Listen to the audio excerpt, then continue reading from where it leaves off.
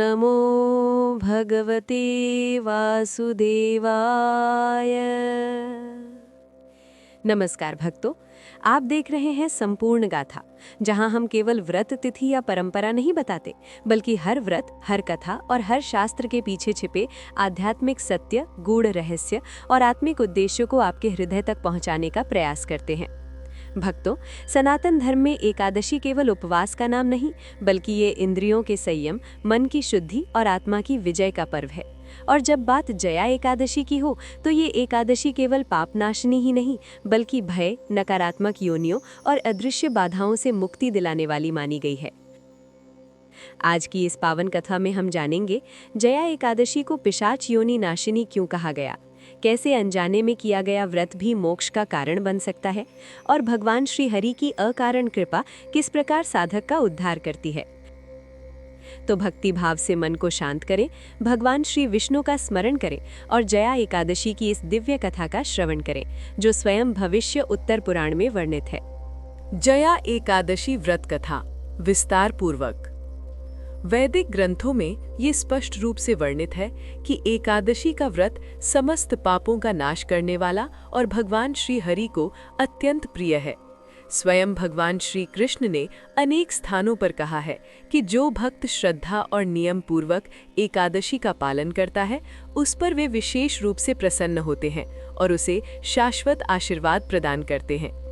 वैदिक विधि के अनुसार प्रत्येक मास के शुक्ल पक्ष और कृष्ण पक्ष की एकादशी को व्रत रखकर भगवान श्री कृष्ण या भगवान श्री विष्णु की पूजा करना आवश्यक माना गया है। शास्त्रों के अनुसार एकादशी केवल उपवास नहीं, बल्कि इंद्रियों के संयम, मन की शुद्धि और आत्मा के उत्थान की साधना है। ये व्रत मनुष्य को समस्त पापों से मुक्त कर इस भौतिक संसार रूपी भवसागर से पार ले जाने वाला बताया गया है। विभिन्न पुराणों में उल्लेख मिलता है कि एकादशी से एक दिन पूर्व अर्थात दशमी तिथि को सूर्यास्त के बाद भोजन नहीं करना चाहिए। रात्रि विश्राम करते समय भगवान का ध्यान करना चाहिए और एकादशी के दिन प्रातःकाल ब्रह्म मुहूर्त में उठकर स्नान कर भगवान श्री कृष्ण की पूजा करनी चाहिए। पूजन में तुलसी दल, चंदन, गंगा जल और फल अर्पित करने चाहिए तथा झूठ, छल, निंदा और बुरे वचनों से दूर रहते हुए अपना समय कृष्ण नाम जप, लीला स्मरण और वैकुंठ चिंतन में लगाना चाहिए। जया एकादशी कथा प्रारंभ करने से पूर्व विधि व मंत्र।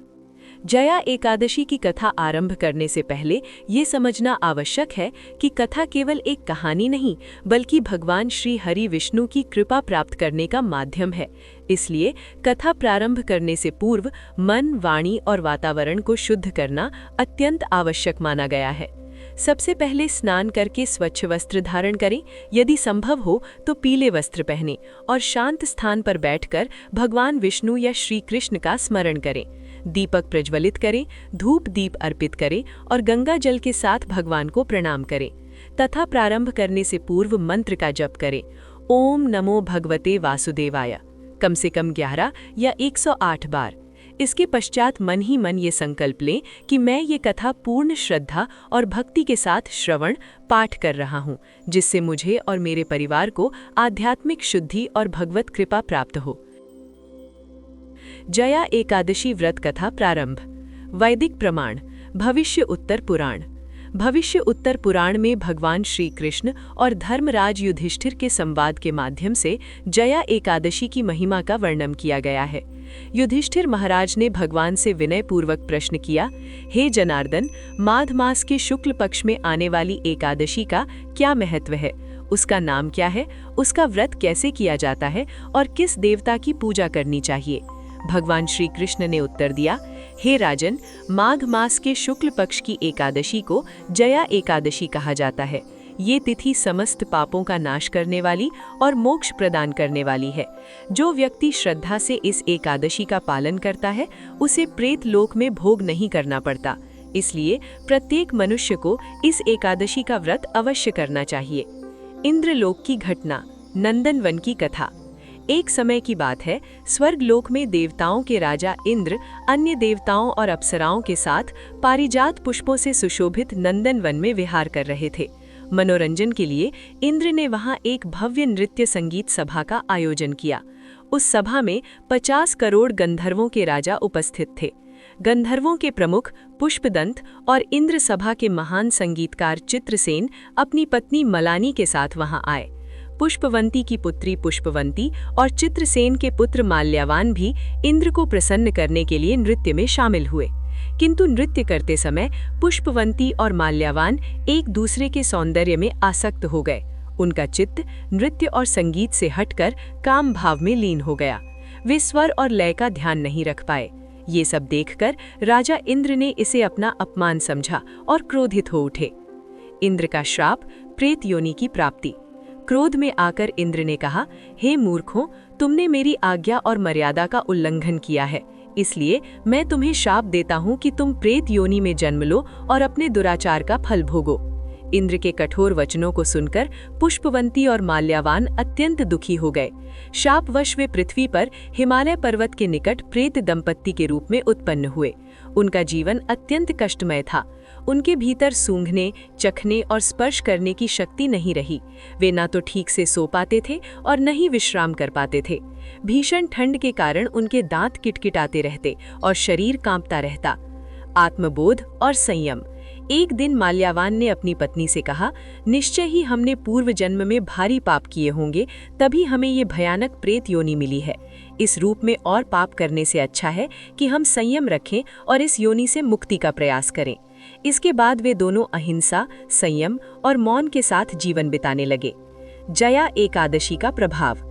एक दिन संयोगवश माघ मास के शुक्ल पक्ष की जया एकादशी आई। उस दिन उन्होंने कोई अन्न, फल या भोजन ग्रहण नहीं किया और कोई पाप कर्म भी नहीं किया। सूर्यास्त तक वे पीपल के वृक्ष के नीचे बैठे रहे।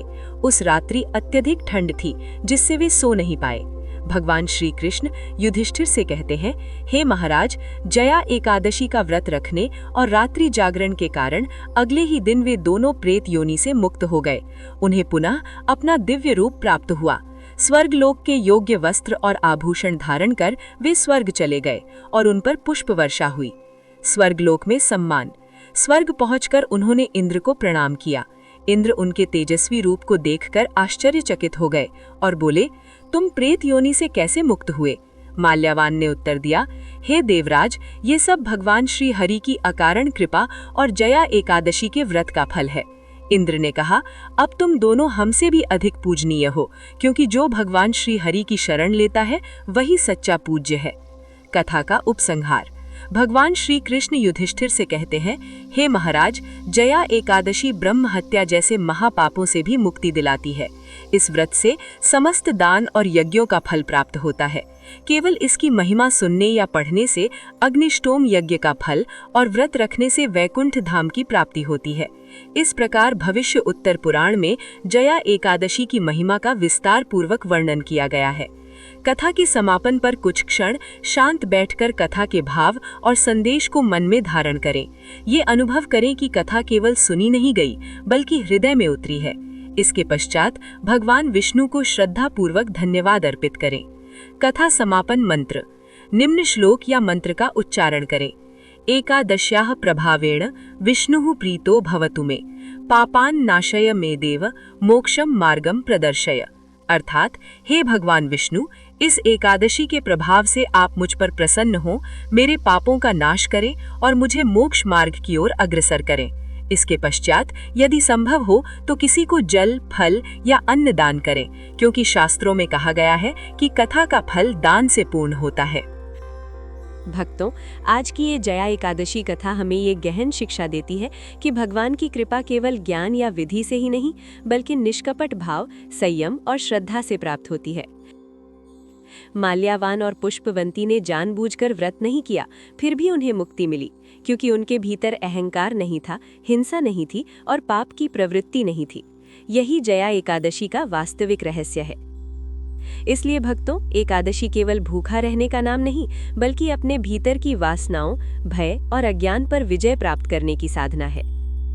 यदि ये कथा आपके हृदय को स्पर्श करे, यदि आपको इसके श्रवण से शांति, भक्ति और सकारात्मक ऊर्जा का अनुभव हुआ हो, तो कृपया इस वीडियो को लाइक करें, इसे अपने परिवार, मित्रों और प्रियजनों के साथ शेयर करें ताकि ये पावन ज्ञान अधिक से अधिक भक्तों तक पहुंच सके। और ऐसी ही शास्त्र सम्मत, भक्तिमय और आत्मा को जागृत करने वाली कथाओं के श्रवण के लिए संपूर्ण गाथा चैनल को फॉलो या सब्सक्राइब करना न भूलें। जय श्री विष्णु, जय एकादशी माता, हरि ओम।